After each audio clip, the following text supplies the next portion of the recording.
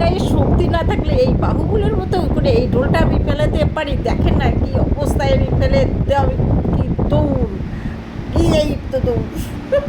Welcome back to my channel. আশা করি তোমরা প্রত্যেকেই ভালো আছো। তবে আমার ফ্যামিলিতে আমরা প্রত্যেকেই ভালো আছি। আজকে আমার এই যে ভিডিওটা দেখতে পাচ্ছেন বন্ধুরা, এটা রাত্রের আমার ভিডিও।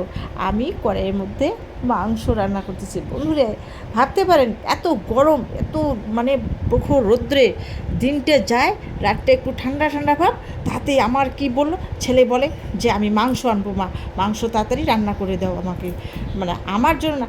আর ছোটো ছেলেটা বায়না ধরলো কি রুটি দিয়ে খাবে।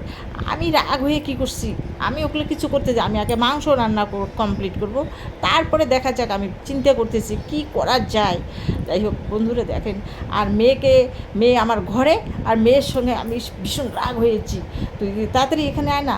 আমি সেই মানে কি গ্যাস নেই, কিন্তু আমাদের খড়ি দিয়ে রান্না, একটা বড় কড়াইয়ের মধ্যে নিয়েছি। আর এদিক তো শরীরটা তো ঘেমে ঘেমে কী অবস্থা।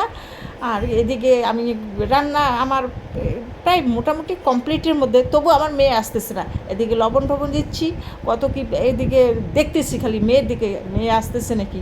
তবু আমার রান্না এখনও হয়নি। এদিকে কী করলাম, তারপর রান্না যখন হয়ে যাবে তখন আমার মেয়ে আসবে, এরকম এরকম করে অনেক কিছু বলতেছি। এর মধ্যে আমার রান্না কমপ্লিট। এদিকে গ্যাসের মধ্যে আবার কী করবো, ভাত বসে দেবো।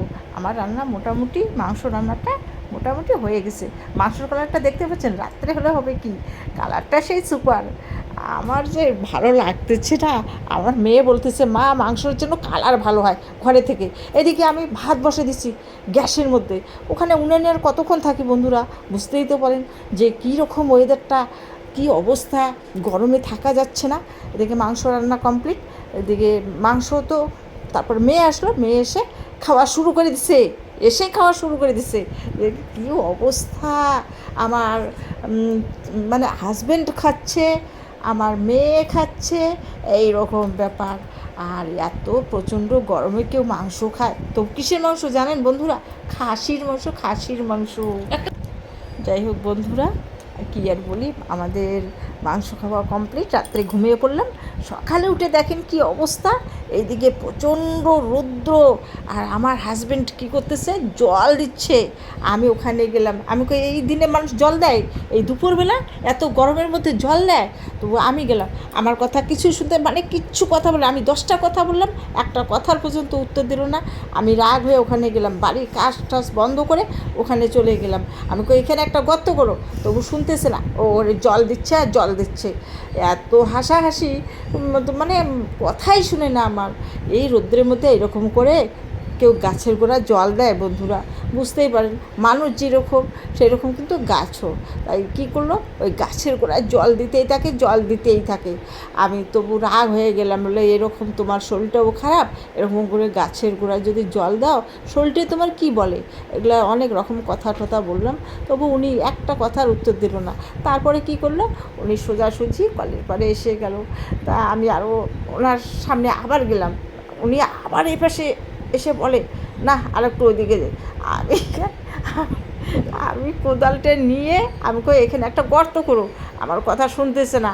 উনি ওই বালতি জল আনবে, পাইপ লাগাবে, এইরকম অনেক কিছু হয়ে গেলো। সকাল সকাল এত মাথাটা গরম বন্ধুরা, আর কি ভাবতে পারেন। যেমনি আমাদের একটা বাগান, তেমনি আমার এইরকম প্রচণ্ড এদিকে রৌদ্র, আর এদিকে হ্যাঁ, আর কি অবস্থা। খাওয়া দাওয়া তো ওই পর্যন্ত খায়, শরীরটা তো কি নাহাল হয়ে গেছে। আর আমার শরীরটা তো সেই মোটা হইতেছে, কি অবস্থা, শরীরে তো কিছুই নেই আমার হাজব্যান্ড। আমি কি করলাম, আমি এরকম একটা পাইপের মতো কী যেন ওইটা ঢোল বলে, ওই ঢোলটা ওখানে আমি এখানে দিয়ে জল ভর্তি করো, আর গাছের গোড়ায় গোড়ায় জল দেবো। আমি ওটা কী নিয়ে আসতেছি, বাহুবলের মতো করে নিয়ে আসতেছি, দেখেন না বন্ধুরা, ওইটা কেউ মানে হাতাতেই পারে না। আর আমার গায়ে এত প্রচণ্ড জোর, দেখতেছেন বন্ধুরা কি অবস্থা, দিলাম ফেলে।